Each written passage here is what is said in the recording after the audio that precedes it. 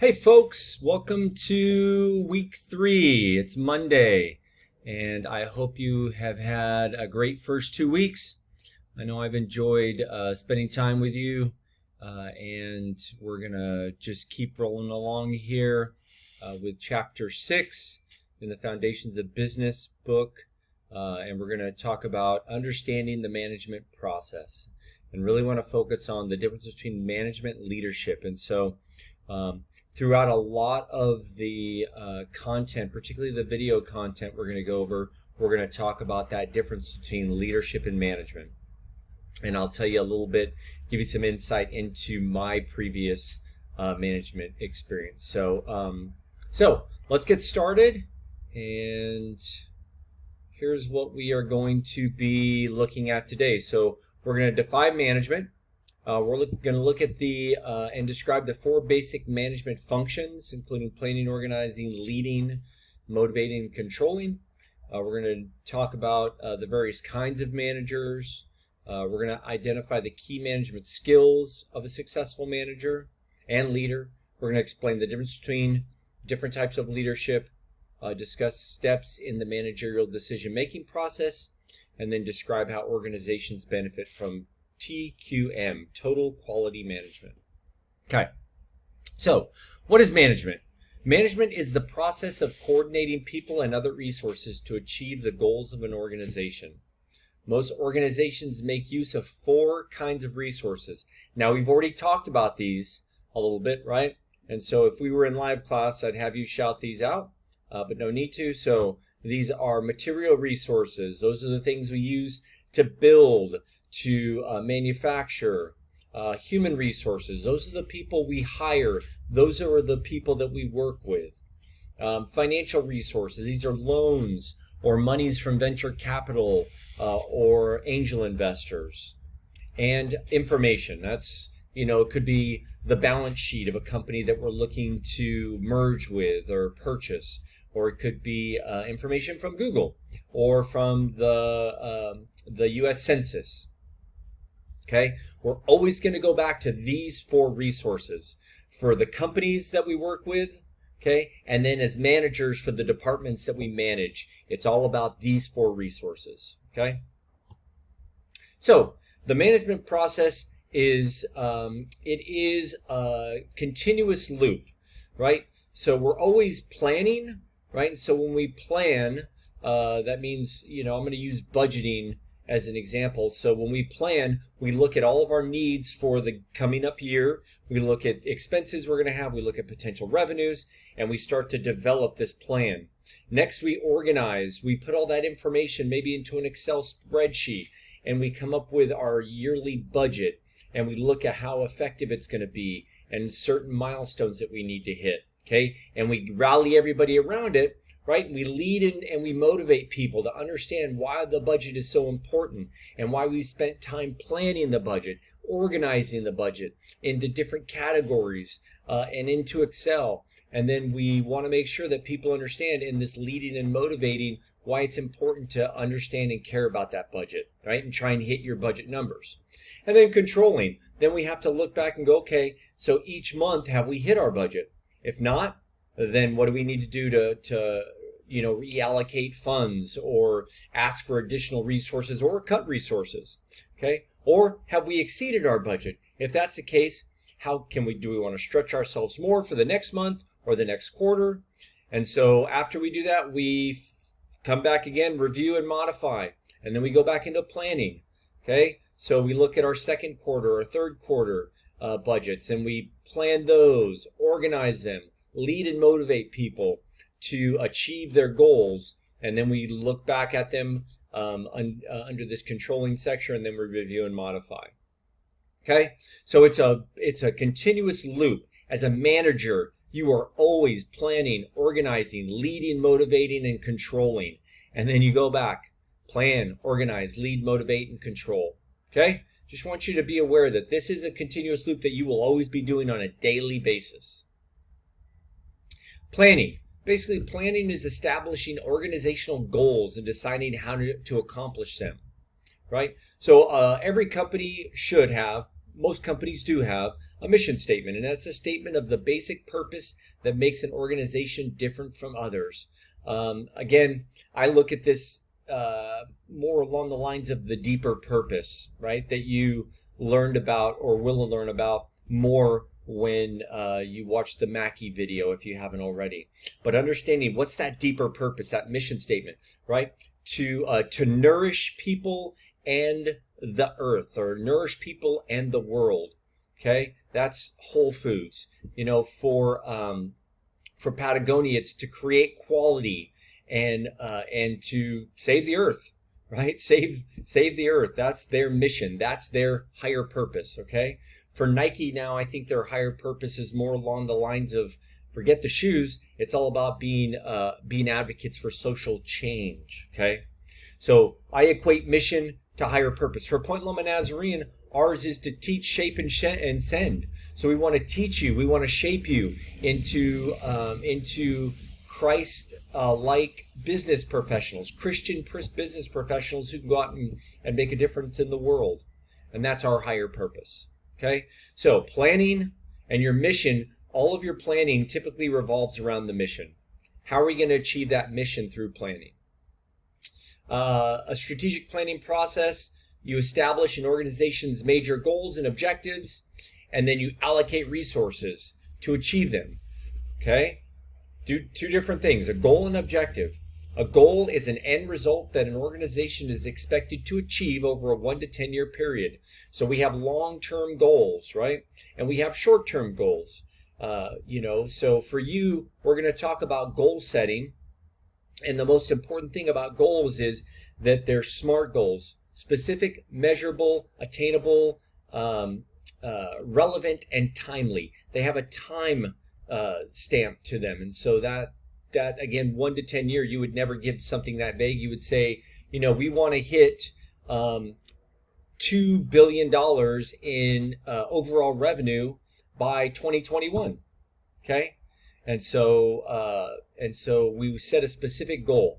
And then the objective is a specific statement detailing what an organization intends to accomplish over a shorter period of time. And that could be, hey, in order to make this happen, over the next year or the next 6 months, we want to increase sales. We want to increase our distribution center. We want to launch new products into Canada. So those are the objectives we're going to use to achieve those goals. Okay. Goals in different departments and at different levels may conflict. So a manager may say, hey, here's what my goal is, as a manager in my department. And, the CFO may say, well, I've got different goals. I need to cut expenses. And so if we cut expenses, the goals that you have to hire 10 new people, those don't gel. And so you'll find that as department managers, or even as a CFO, the goals that you have as a CFO may conflict with the goals of the board of directors or the shareholders. Okay. SWOT analysis. A SWOT analysis is the identification and evaluation of a firm's strengths, weaknesses, and opportunities and threats.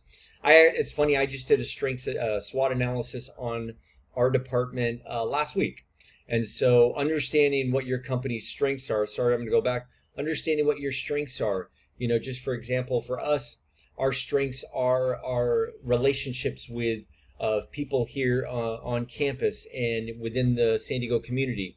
Our weaknesses are COVID, and that could be a threat as well. But our weaknesses are we are short-staffed right now. We've had to furlough some people, and we've had people who have taken leaves of absences because of COVID.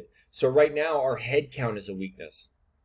Opportunities would be an opportunity for us would be to create more online educational opportunities, or more programming online that you can access 24/7. And then threats could be the government, could be COVID, could be other educational institutions that are trying to get you to go there instead of here. So lots of different strengths, weaknesses, opportunities, and threats.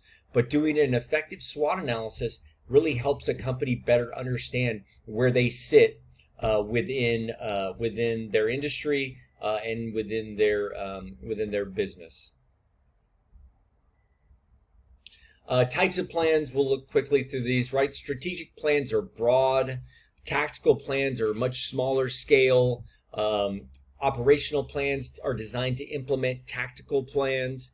And then contingency plans are, hey, we have to have alternatives. If, then this. So if we do this, then this happens, then this is what's going to be the result. But we also have to have a backup plan for that. So every plan needs to have a contingency plan. Okay? And managers do develop these. So this is our next step, organizing. Organizing is the grouping of resources and activities to accomplish some end result in an efficient and effective manner. Actually, I want to go back to this. This could be, again, if we're trying to serve all of our students here on campus, how can potentially, if we're short-staffed, could we redirect students to other members of staff and faculty on campus to help them discuss, career objectives or internship opportunities? And so trying to understand what resources we have, and if they're limited, then how do we, redirect? How do we add resources through other means? And so it's really all about taking what we want to reach these goals to serve the needs of every student. And then, so that's our goal, and we're planning for that. And then we need to organize the resources that we have, though limited, to make sure we're getting that done. Okay? And then as a manager, it's my responsibility to make sure our staff understand. You are our customers. I've told you that many times, and you are our number one priority. So how do I get my staff motivated and directed in the right way and in the right direction to make sure that they're serving you?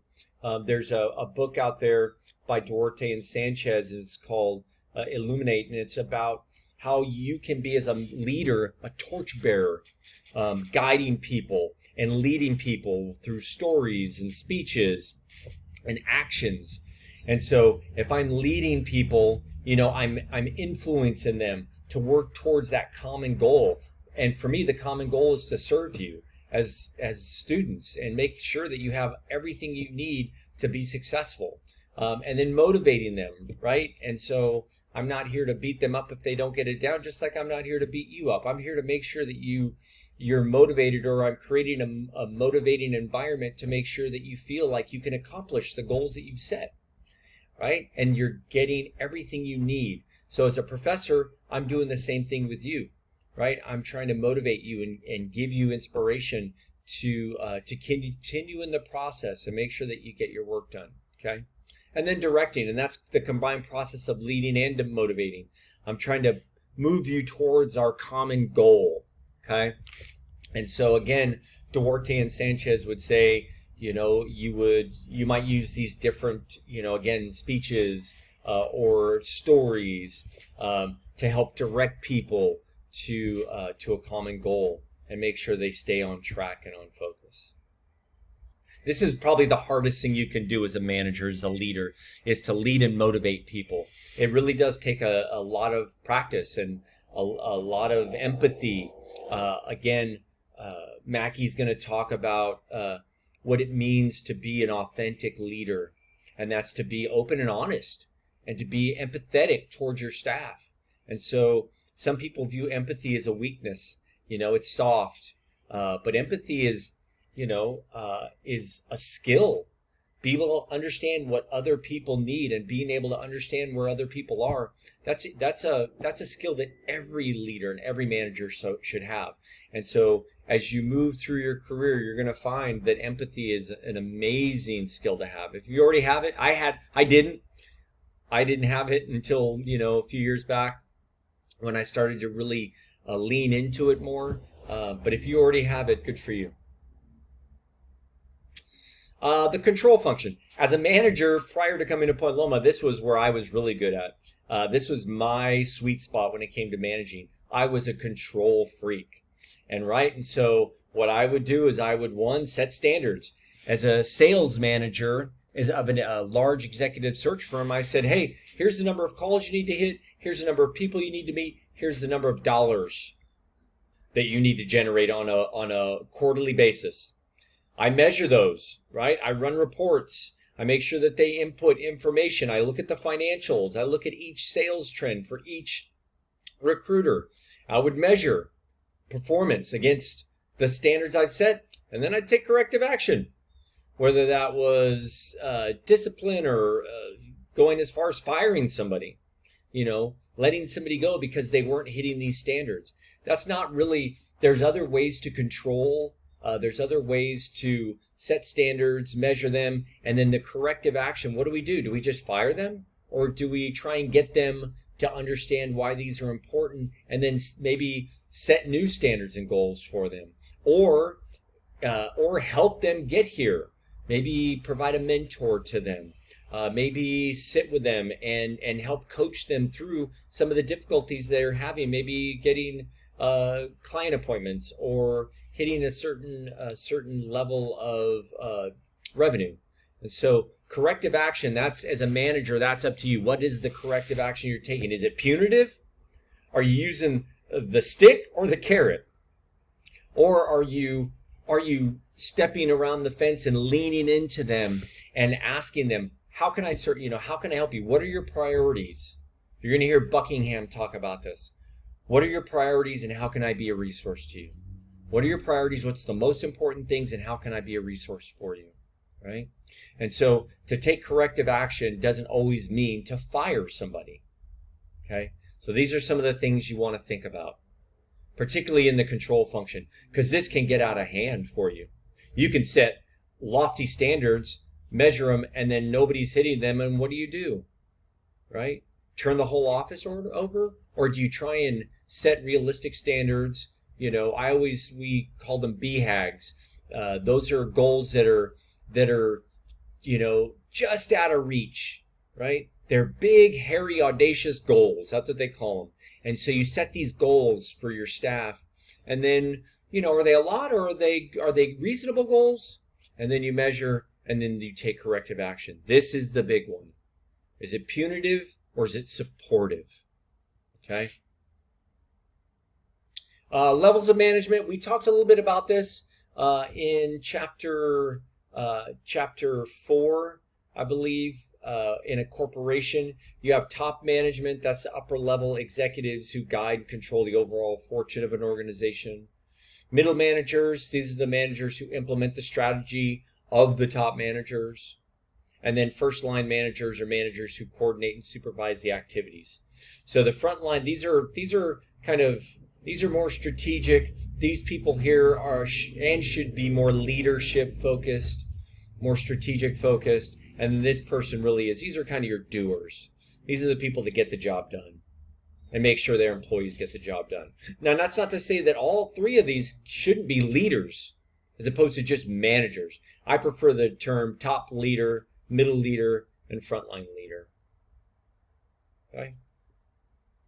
So every area within an organization should have a management structure or a manager for each department. So you're going to have finance managers. Examples of that, if you're going into finance, would be the top one is the CFO, and then you may have a VP of finance. You may have the controller in accounting, accounting manager, all the way down to senior accountant and AP clerk, AR clerk, payroll. Next, operations. This would be your chief operating officer, COO. Other people in here would be strategic planning manager or supply chain managers. These are the people that really manage your materials and your supply chain and your manufacturing process. Marketing, a lot of you are in marketing, so your chief marketing officer would be kind of the highest level, and then you'd go all the way down through VP of marketing, marketing manager, and then you'd have your marketing employees. HR, the same thing. Usually there isn't a C-level. Usually it's VP of HR in most organizations, and then all the way down to HR manager. And then here, the CAO, Chief Administrative Officer, and then others, you could have research, you could have IT, you could have every department within an organization, every back office function is going to have a manager within that department who oversees everything, okay? In every industry. Key skills of successful managers. So let's look at these. The first one would be analytical skills. Those are skills, that, a manager would need to understand, right? Problem solving, the strategic process of planning. And so somebody who can look at a problem, break it down and solve it. Interpersonal skills. This is empathy, right? This is somebody who can understand their employees, reason with them, coach them, right? They're coaches. So these are the interpersonal skills that you would need. Technical skills for marketing, that could be, being able to use Adobe, or for accounting, that'd be able to use SAP software or Excel. Communication skills, these are obviously being able to effectively communicate with your organization. This could be, telling stories, giving speeches to your staff to lead and motivate and guide them. And then conceptual skills, these are really those kind of the out of the box, big picture type skills that you would need to basically see things for not always what they truly are, but what they potentially could be. A lot of entrepreneurs potentially are going to have this conceptual skill where they see something maybe other people don't see, okay? Now, a question I would ask normally, and I might ask in our live session on Wednesday, but which is the most important, right? And does it depend? Does it depend on the department you're leading? If you're in accounting, are technical skills more important, right? Or analytical skills?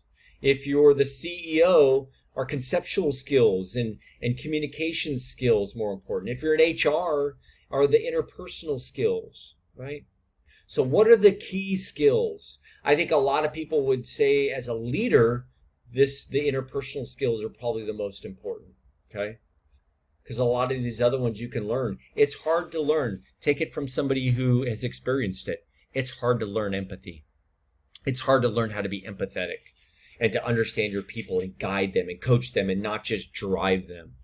I was a driver for many years of my life, and now I've become a much kinder, gentler Nick Wolf. And so now I really do try and coach and lean into my staff and really understand, hey, what's your priority and how can I be a resource?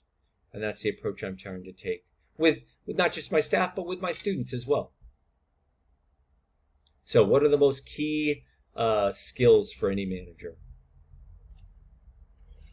Here's leadership, right? And so there's a big difference. I was a great manager for many years, won a lot of awards, went on a lot of trips. I was a terrible leader, though. Terrible leader. Many of my staff feared me at some points in my career, and so as a leader, you shouldn't be feared. You should be, you should be respected, but you should be looked at as a coach or a guide or a mentor. And so leadership basically is the ability to influence others. Now you can influence others through, again, the carrot or the stick, or through support. So leadership is different from management in that a leader strives for voluntary cooperation, right? A leader should be able to motivate and guide people to want to engage. If I have a vision of what my company or what my department is going to look like, I can either force people to buy into that vision, or I can help guide people, right? And get them to want to come with me, to follow me to wherever I'm going. That's what a true leader does. No matter what the obstacles, no matter what the circumstances, a leader can get people to follow them all the way till they hit that vision that they've seen for the company. And so no matter what happens, good, bad, ugly, okay?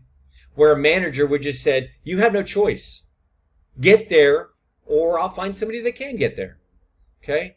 They use coercive tactics, threats of firing. Again, they use the stick.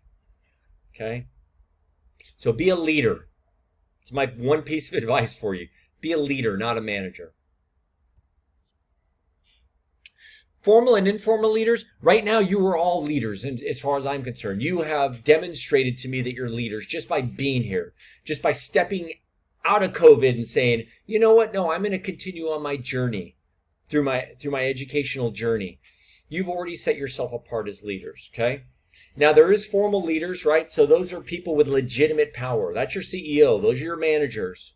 Have authority within an organization to influence others towards organizational objectives. Informal leaders, they do not have authority to influence others, but they do, right? So you all have the opportunity, if you haven't demonstrated already, you have the opportunity to demonstrate leadership even though you do not have formal authority, okay? So it's called managing up, and we'll talk a little bit about that at some point, okay? And then I'll leave you with this here. Both formal and informal leaders make use of several kinds of power, including the ability to grant rewards or impose punishments. Forget the imposed punishment, and not even rewards. People don't really want to be rewarded, with monies or power. Or you'll see. We're gonna watch a video called "What Truly Motivates," and you'll see it's very mind-blowing at what actually motivates people, or the possession of expert knowledge, or personal attraction, or charisma. Decision making, basically, it's pretty simple. Identify the problem or opportunity, generate alternatives, select an alternative, implement, and evaluate. And again, most of these processes, like the planning, organizing, leading, motivating, and controlling, this is also a continuous loop.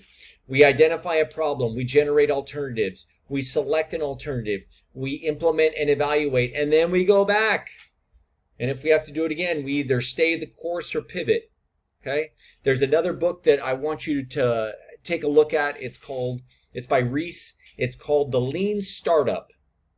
And it's about entrepreneurs who basically they find a most viable product. They call it the MVP. They put very little investment into this product. They launch it. So they have identified people who have a problem, see a need, fill a need, like robots. They generate alternatives or potential solutions.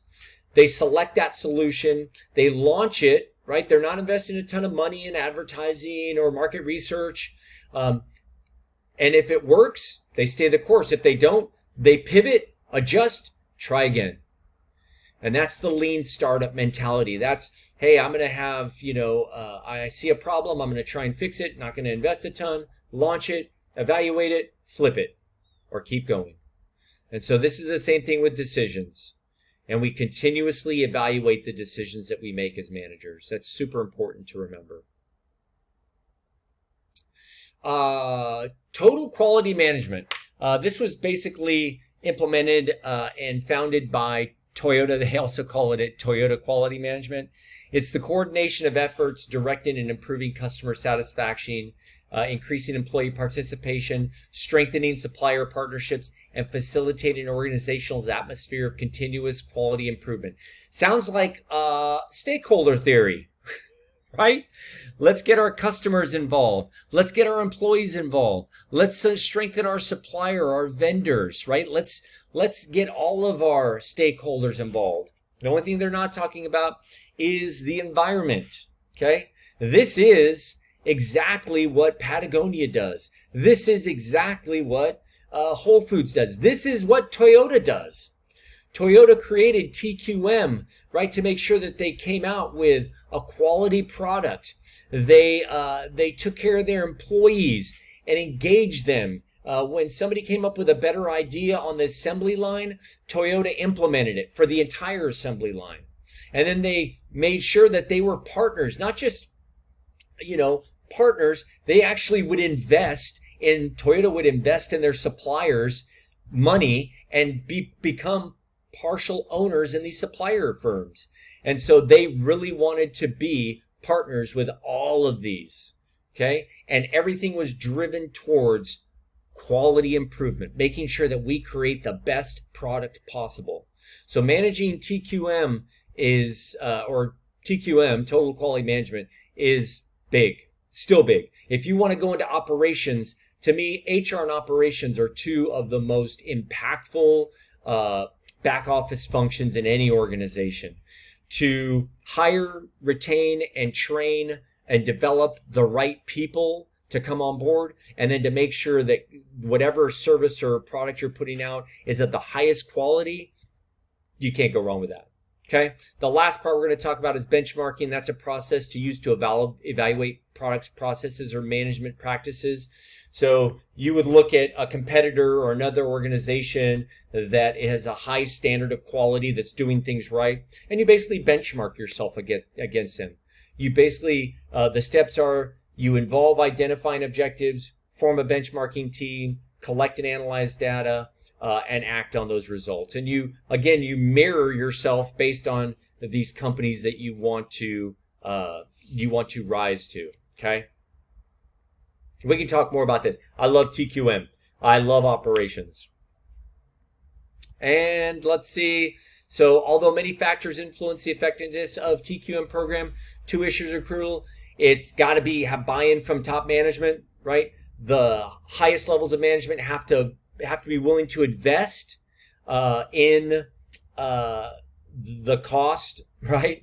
The cost of the initial cost of getting these programs up and running. And then you have to have cross-functional partnerships between departments, other departments. So if I'm trying to purchase materials, I don't need finance and accounting getting in my way and holding up my budgets, right?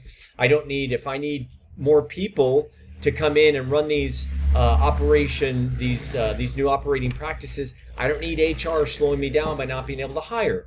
Okay, and so you got to have synergy. So you have to have management buy-in, and you have to have synergy between departments. Okay, and finally you have to, initially the benefits are low cost. Initial cost is high, but you're going to lower your costs. You're going to have a higher return on investment, and you're going to be able to do premium pricing. That's why Toyota over the years has always been able to increase the price of their vehicles, because they are always of the highest quality. Okay, in that mid-market. They're not Mercedes, but they're always, when it comes to middle market automobiles, Toyota is always second to none, highest of standards, and so they can demand premium pricing. Again, would love to discuss this with you. Take a look at this. I would love to field some questions about TQM if you have them on Wednesday. And that's it.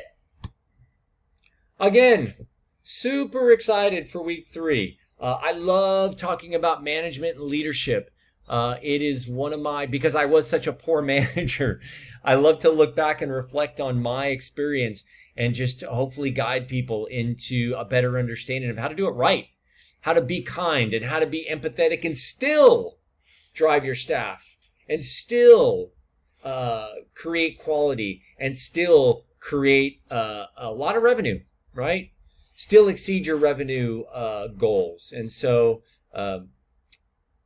again, like it's a cliche, but you can always get, more flies with sugar than you can with vinegar. And so I was the vinegar guy for many years. And then I realized that you don't need to do that. People will work for you if you care for them, and if you support them, and if you guide them, and if you mentor them. And so we will see you on Wednesday. Have a great Monday and Tuesday, and I look forward to seeing you all live. Have a great day.